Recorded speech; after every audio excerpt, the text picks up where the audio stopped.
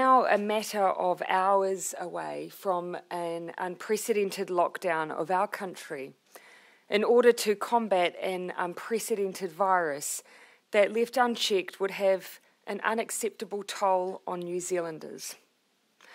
I have one simple message for New Zealanders today as we head into the next 4 weeks. Stay at home. It will break the chain of transmission and it will save lives. If people do not stay at home, other than to go to the supermarket or the GP, or to get some fresh air close to your home, then you risk both spreading the virus to others and you risk getting it yourself. Breaking the rules could kill someone close to you, and that is why it is so important. Self-isolation is our best tool to beat the virus. But if you don't comply with the rules, you run the risk of forcing us to extend the period of lockdown, and worse, you could contribute to the virus defeating us and causing harm to thousands. I cannot repeat this enough. Staying at home will save lives. The government, of course, is doing our bit alongside all of you. Today, a state of national emergency has been declared across New Zealand. Through the early and hard measures we've taken at the border, using the powers under the Health Act, the signing of epidemic notices, and now being in a state of national emergency, we have all of the legislative means possible, all of the enforcement powers, all the tools we need at our disposal to combat the spread of COVID-19. In particular, the State of National Emergency Declaration allows civil defence emergency management controllers to take the necessary steps, if they need to ensure the conservation and supply of food, fuel and other essential supplies, regulate land, water and air traffic, close roads and public places, evacuate any premises including any public place, and if necessary to exclude people or vehicles from any premises or place. I also issued an epidemic notice which gives us flexibility to make common sense and pragmatic changes across our crucial governmental services to keep them functioning well during a lockdown.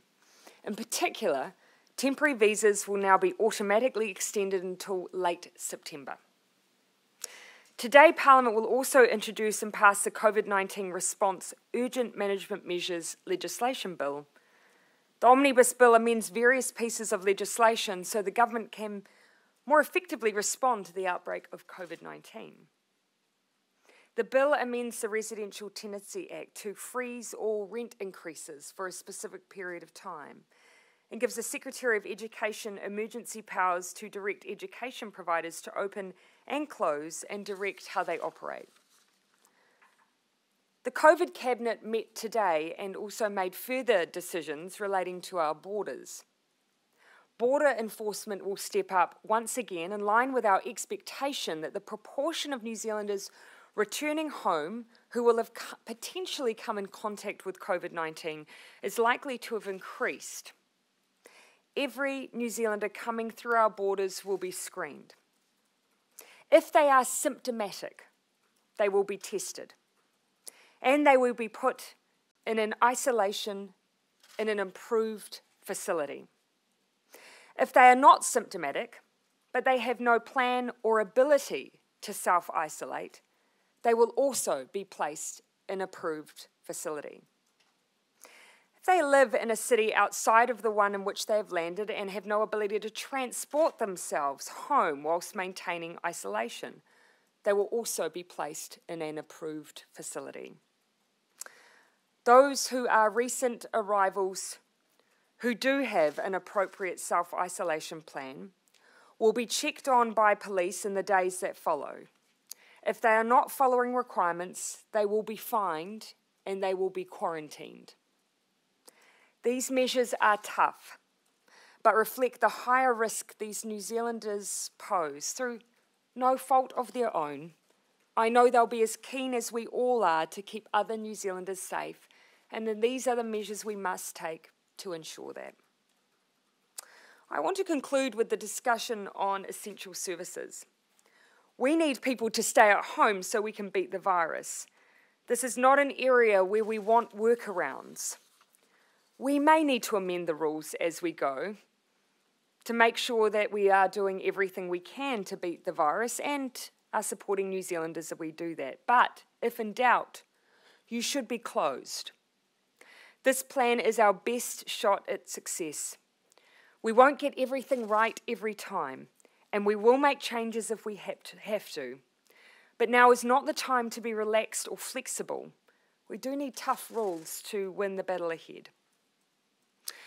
I know how hard this will be, especially for New Zealanders who face the first day of lockdown unemployed and with an uncertain future. We've sought to put enough financial protections in place to ensure you can get through the next period of time, that business is positioned as best it can be for a recovery, that mortgage holders don't lose their house in the next 6 months, and that renters don't face rent increases or that they don't face evictions. I know how hard this is going to be for New Zealanders already living in overcrowded, cold and damp accommodation, how hard it will be for our elderly and those who live on their own. It won't be easy, but the alternative is worse. And so as we enter into a stage that none of us have experienced before, I want to share a few final messages. I want to share the same messages I've just shared in Parliament. Firstly, you are not alone. You will hear us and see us daily as we guide New Zealand through this period. It won't always be perfect, but the principle of what we are doing is the right one. Secondly, success won't be instant. The benefit of what we do today won't be felt for many days to come. Expect our numbers to keep rising because they will. In fact, modelling suggests we could have several thousand cases before we see the measures we're taking today having an impact. But over time, we will see change if we all stick to the rules. Thirdly, you may not be at work, but that doesn't mean you don't have a job. Your job is to save lives, and you can do that by staying home and breaking the chain. And finally, if you have any questions about what you can or can't do, and you're looking for answers, apply a simple principle. Act like you have COVID-19. Every move you make could be a risk to someone else. That is how we must all collectively think now. So New Zealand, remember to be calm, be kind, stay at home. We can break the chain. I'll start in the middle and fan across. Tova. Do you have any reservations about so many powers being given to the government and authorities? No, these are all necessary. This is an extraordinary time. Of course, we are very mindful of the way we exercise them. We're also making sure we're putting into our system accountabilities. We have now, for instance, within Parliament, a select committee that is being chaired by the opposition where they can continue to scrutinise all the activities of government, and I do think that's important. To help, given that there's an anticipated spike in domestic violence cases?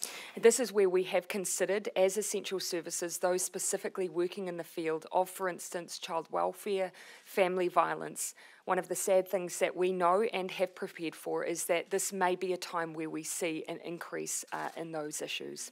A better idea of how many New Zealanders are going to be arriving at the borders? It has been speculative.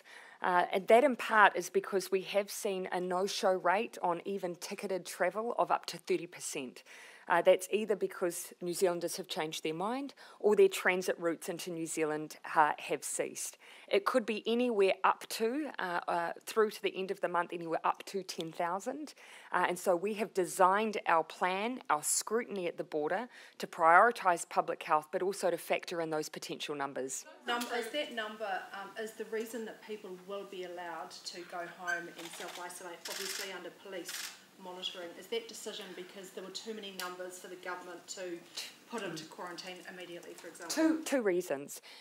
Firstly, we've got to make sure that what we do does not make the infection rate worse, and so making sure we prioritise who is moving into a facility are those that are pose the highest risk to others.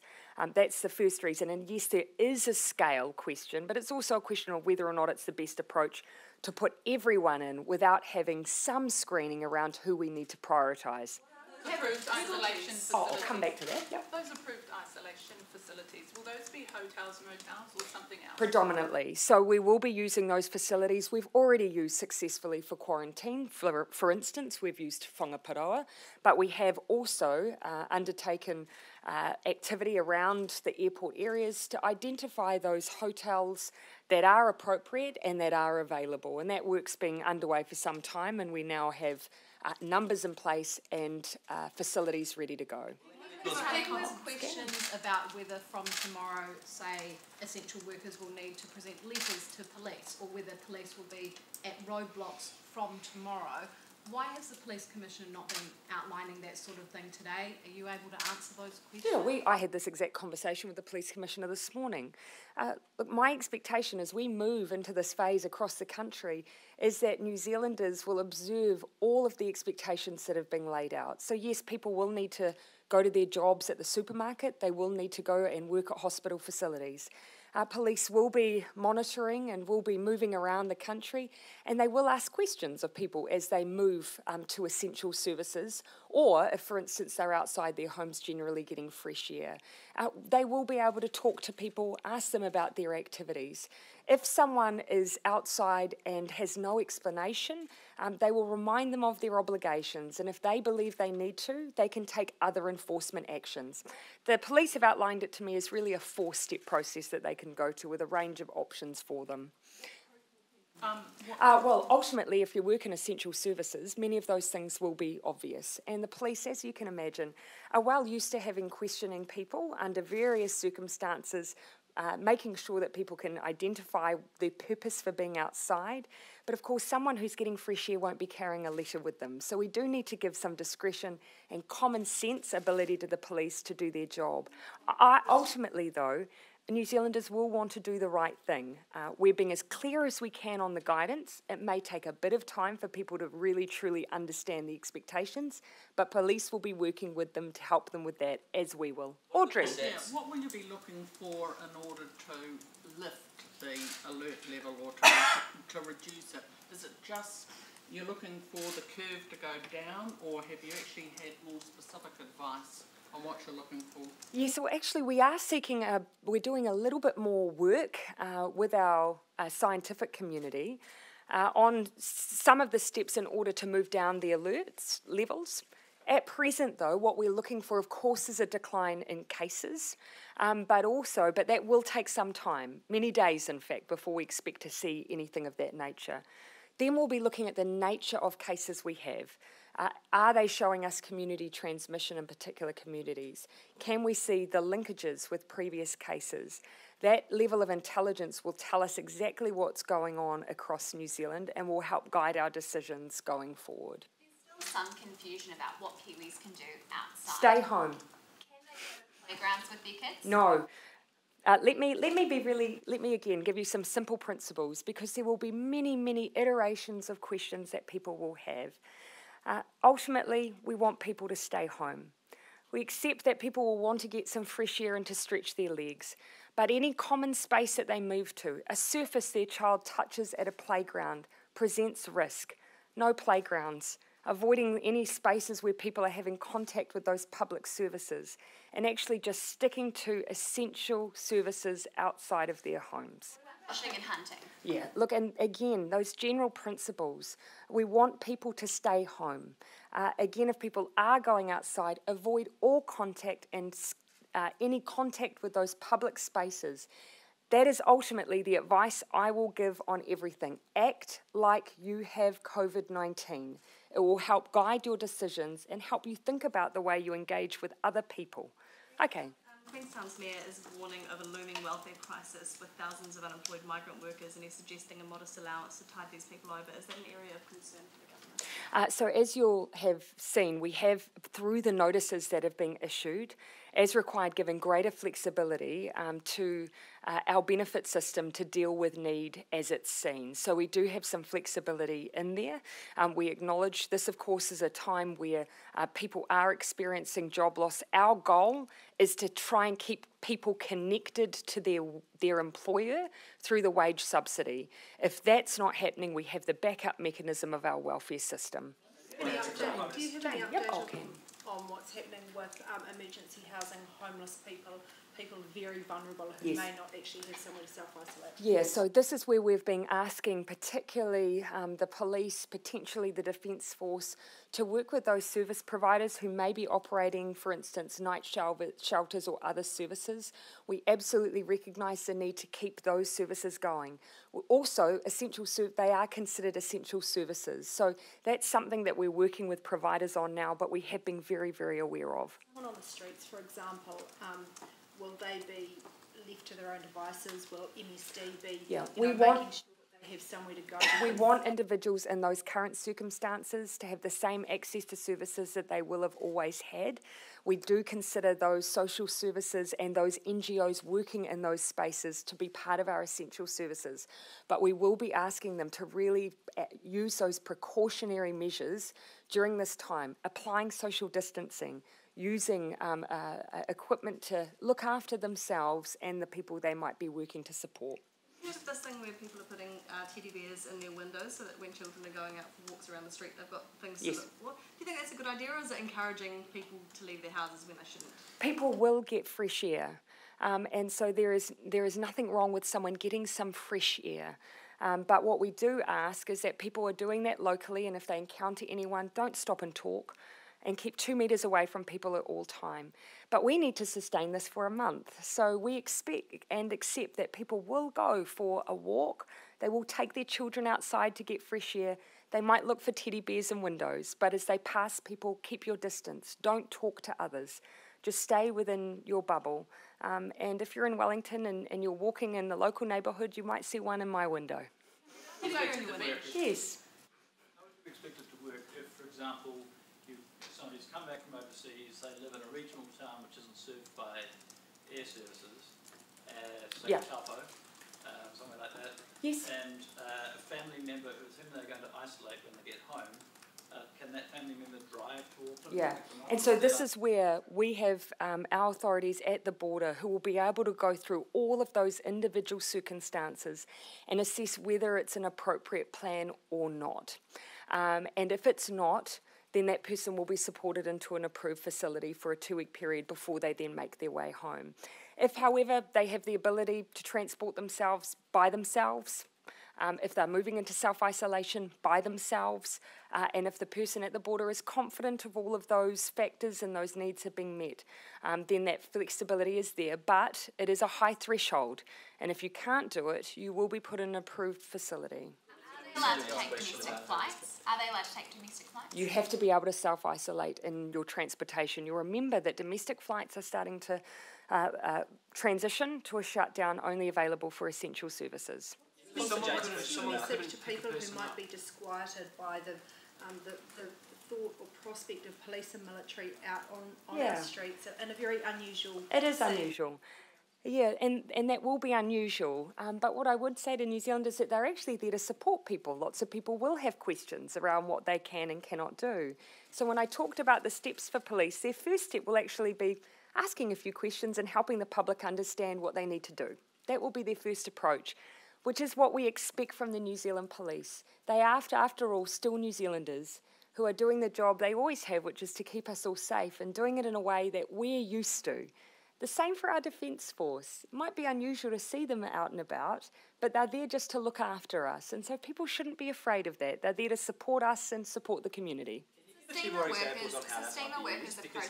In response to Jane's question earlier about homeless people and shelters, you suggested military. Well, we already have night shelters, so it's if they're needed to support the ongoing operation of those services. Great. Can you give some more examples how we might see military people out in the streets? Because this is going to be very and this is an area where this is an operational question between the police and the Defence Force. Ultimately, the police will be our primary source of ongoing support for the community. They are, of course, in good numbers. They are stationed all across the country. They're known to their local community. So that's primarily what people will see. But they are working with the Defence Force. So there may be areas in which they choose to utilise them, but that's ultimately a decision that we've left to Commissioner Bush to work alongside the Chief of Defence Force. Systema workers are protesting at the moment because they've been told they're essential and they have to come to work tomorrow. Is Systema an essential company? Oh, look, I wouldn't necessarily off the bat be able to tell you their direct involvement in some of the services and goods that might be required for production and storage. But again, we are trying to limit our best of our ability any workplace that is open to really stick to essential services.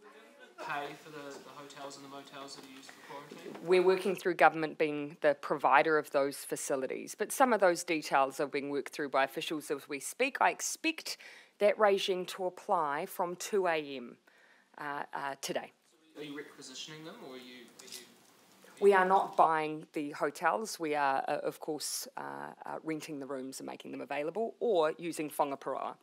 Who are you expecting to be using those facilities? Again, we have a number that we expect over the coming days. Again, it is very speculative, and I expect it to change, particularly based on the number of people who are not showing up to take flights or having their transit route cancelled. Within that, there will be a number who we will automatically choose to put into these facilities based on their state of their health. We are not taking any risks with anyone symptomatic going anywhere beyond a facility we put them in. Are you concerned about the number of scenarios that the public are playing out in terms of how they can go outside? Because much like with panic buying, no matter how much you harped on about not doing it, people did it a lot. Is this the way that we're going to go with this? Yeah, and some of that I see with, for instance, purchasing as being about our human nature. And so what I appeal to is our best of our human nature, and that is the starting point is stay home. Act like you've got COVID-19. Think about the impact you'll have on others if you go out unnecessarily. Now, a walk around the block, I accept that that's part of making sure people can sustain themselves through this. But don't think about congregating with anyone else. Don't think about a lunch or a catch-up or visiting a friend in their home. Pretend you have COVID-19 at all times, and that will fundamentally change the way we all behave. Thoughts on Hone Harawira setting up medical checkpoints in the far north and turning people away?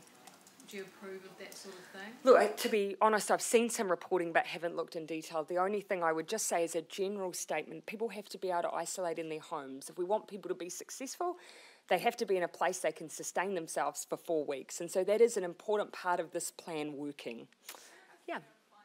AM. So some flights will get in just after midnight. They won't be subject to this border enforcement. That's when we expect that we will be in a position to roll it out more broadly. But remembering, we are already at the border. We are already questioning symptomatic and testing symptomatic individuals. We are already escorting people to their transport. So that is already underway. The approved facilities we expect will be on stream and online from that time. How big is your bubble? How many people are you in contact with? As I mentioned yesterday, obviously I have my family, and then within that I have a small number of key staff and minister. Is there an upper limit to how many people should be in a bubble? No, for me, obviously, what I'm maintaining is that what it is consistent, no change. But again, I implore everyone, just make sure that whoever you're with this month, that is all you are with, and that is it. Granted that your government extraordinary powers, Parliament will shut down soon, you can control food, fuel and travel, and now you can mandatorily detain people. Do you accept there is a need for added checks or more transparency about what this government is doing? Oh, we are, and this is why I will be here consistently answering questions. We will have the select committee process. I'm trying to now maintain that frequent contact with the Leader of the Opposition. I do not take this moment in our history lightly, nor the powers that come with it. But everything and every decision we're taking with the best interests of New Zealanders' public health in mind. But I do not take it lightly. When can we expect more information about the Mercy flights? Ultimately, we are now in a position where unless there are commercial flights operating, it is almost impossible to bring people home. So the message now, as you will have heard me say yesterday, the message now for many New Zealanders will simply be, wherever you are, set yourselves up for the time being, because it has become increasingly difficult for us to bring you home. Flights off the table. So obviously we have now some flights that are continuing that New Zealand has been supporting by keeping Air New Zealand operating, but there are parts of the world where they cannot get to. So yes, some will have flights still available, many will not. For them, our message is make sure that you've got what you need. If you don't, contact us, but otherwise you will need to stay where you are. What the government is doing to help Kiwi woman Raewyn Schultz, who has terminal cancer and is stuck on the Norwegian dual without a flight to New Zealand? Yes, my understanding is that in that case we are aware of Ms Schultz's circumstances and that she is being provided with consular support. As you can imagine, it's difficult for any New Zealander offshore at the moment, but particularly if they are with a cruise ship. But our consular assistance is being provided and they're doing as much as they can. They are trying to support that individual, yes. They are a set of pretty unique circumstances. How come Germany can fly here and provide mercy flights to their citizens, but we cannot fly elsewhere? Keeping in mind that we are talking about New Zealanders who are scattered all over the world. Germany to New Zealand? New Zealanders are scattered all over the world. What Germany is looking at are several thousand Germans in one place. New Zealanders are in many, many different places. We took proactive steps to send a message to New Zealanders around when they needed to return home, and now that window for travel has closed, not through any fault of the New Zealand government, just simply because of what is happening around the world. Yesterday you said you'd spoken with Scott Morrison about the need for New Zealand citizens living in Australia to have access to welfare benefits. Do you have any update? Have there been any more recent conversations? No, I know that that's something that the Foreign Minister also spoke with his counterpart about. I obviously sent a message and intend to follow up on that also, and I expect that some of our other ministers who have relationships may raise the issue too. In our mind, it's all part of a wider response that's required to help support people to stay at home. If people don't have that financial support, they have an incentive to work when they shouldn't. And so it's in everyone's best interest that that support's provided to as many people as possible. Do you expect that some New Zealanders may actually decide to move back home to New Zealand if they can't access these payments? Oh, and look, you know, New Zealand will always accept its citizens home.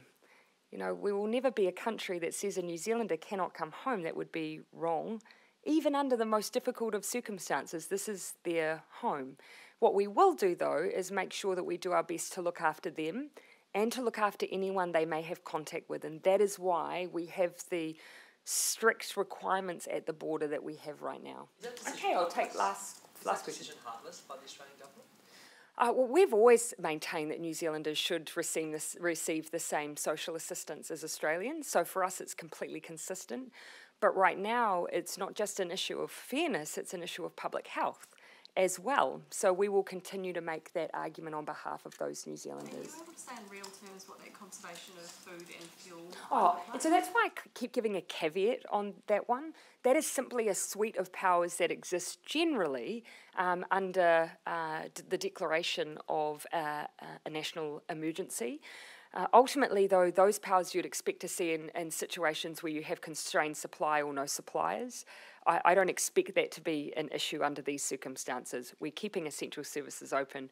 We have our supermarkets underway. We still have service stations. We still have pharmacies. So it is a suite of powers that generally just exist for these declarations. Mercy flights will encourage Kiwis to use the New Zealand government as a cheap form of travel insurance? Or as I've already pointed out, the method that people have been able to use via the New Zealand government has been the support we've provided to Air New Zealand to keep flying those routes, but they are closing up. And so that ability, those flights are drying up as an option for New Zealanders. And I think that's why it was important the message was sent when it was, but it's not going to be able to be sustained. Okay, thank you everyone.